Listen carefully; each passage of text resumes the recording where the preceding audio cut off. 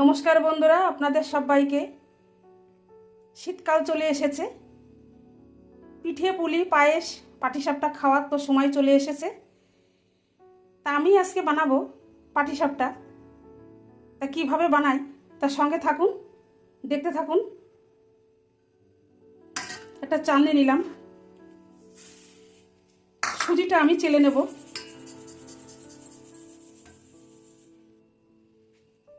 দেব এক বাটি দুধ।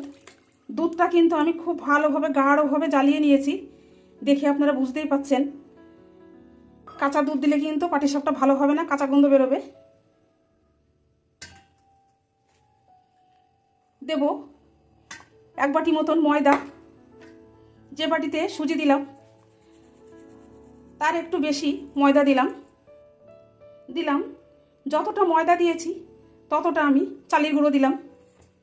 চলুন আমি পুরটা বানিয়ে নিই। আপনারা যেরকম পিঠে খাবেন সেই আন্দাজ মতন আপনারা নারকেল নেবেন।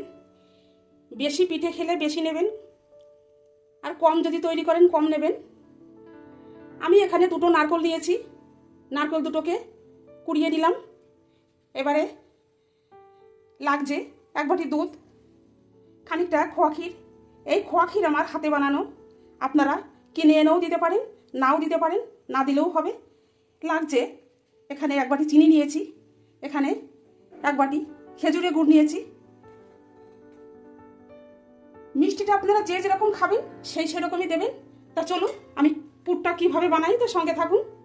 আমি গ্যাসটা জ্বালিয়ে কড়াটা বসিয়ে দিয়েছি। এবারে আমি দুধটা দিয়ে দিলাম।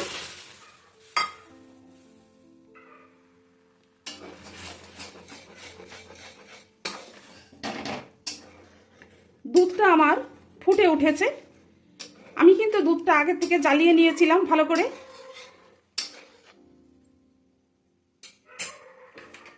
এইবারে আমি নারকেলটা দিয়ে দিলাম।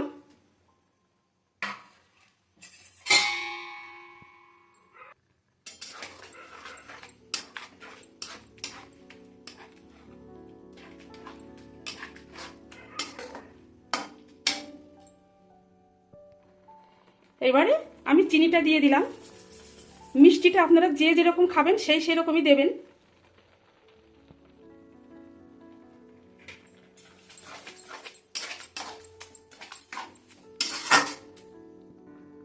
এইবারে গুড়টা দিয়ে দিলাম।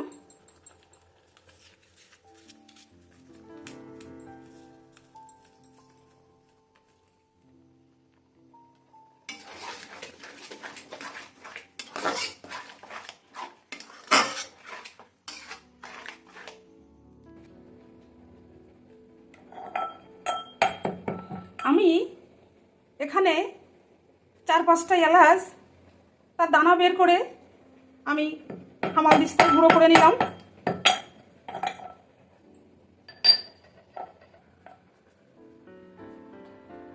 এইবারে আমি এলাচের গুঁড়োটা দিয়ে দিলাম। মিষ্টির স্বাদটা ভালো আসার জন্য আমি সামান্য একটু লবণ দিলাম পরিমাণ মতন।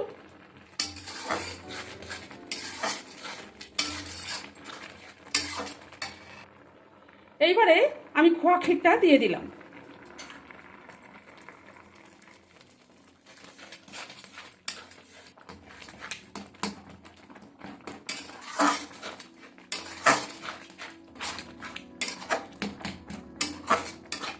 এইভাবে পুর তৈরি করে আপনারা পাটিসাপটায়ও খেতে পারেন, গোকুল পিঠেও দিতে পারেন, কুলি পিঠেতেও দিতে পারেন। খেতে কিন্তু দুর্দান্ত স্বাদ হবে।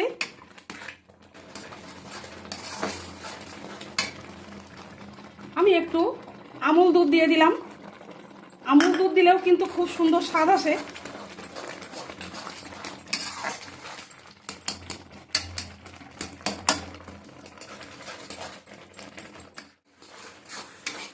দেখুন আমার পুরো রেডি হয়ে গেছে।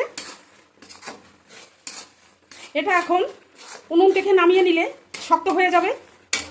এবারে আমি দেব চিনি, খেজুরের গুড় দেব।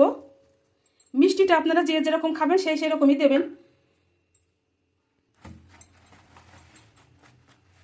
আমি ভালোভাবে মিশিয়ে নেব। হালকা একটু গরম জল আমি দিলাম, কেউ চাইলে পুরো দুধ দিয়েও করতে পারেন, কিন্তু জলটা কিন্তু গরম হতে হবে। ঠান্ডা জলে কিন্তু পাটিসাপটা ভালো হয় না।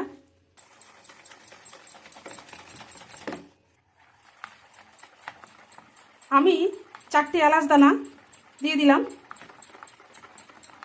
4টে এলাচ নিয়ে গুঁড়ো করে আমি দিয়ে দিয়েছি। দিলাম পরিমাণ মতন একটু লবণ। সমস্ত উপকরণ দিয়ে আমি ভালো করে ফেটিয়ে নেব। পুরটা কত সুন্দর হয়েছে দেখুন। এবারে আমি প্যানটা বসিয়ে দিয়েছি, দিয়ে আমি একটু তেল বিরাস করে দিলাম। আপনারা কেউ চাইলে ঘিউ বিরাস করে দিতে পারেন। এবারে আমি ব্যাটারটা দিয়ে দিলাম।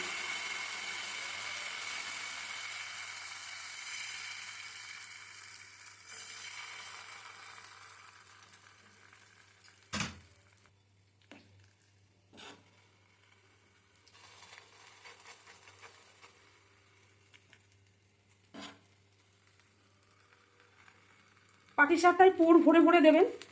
পাটিসাপটা খেতে কিন্তু খুব সুন্দর হবে।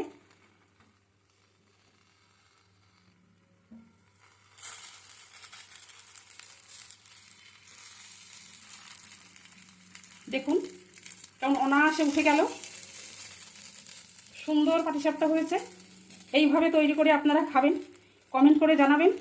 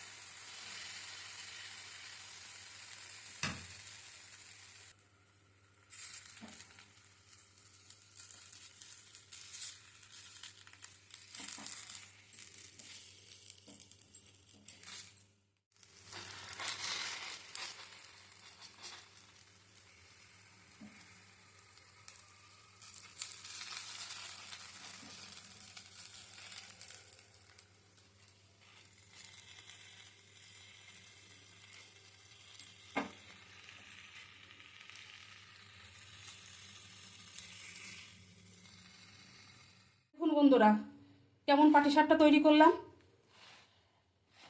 লাইক করবেন, শেয়ার করবেন, কমেন্ট করবেন, কেমন তৈরি করলাম বলবেন। আমার চ্যানেলটাকে সাবস্ক্রাইব করবেন, সাবস্ক্রাইব করে দিয়ে আমার পাশে থাকবেন। আসছি নতুন কোনো রেসিপি নিয়ে, দেখতে থাকুন।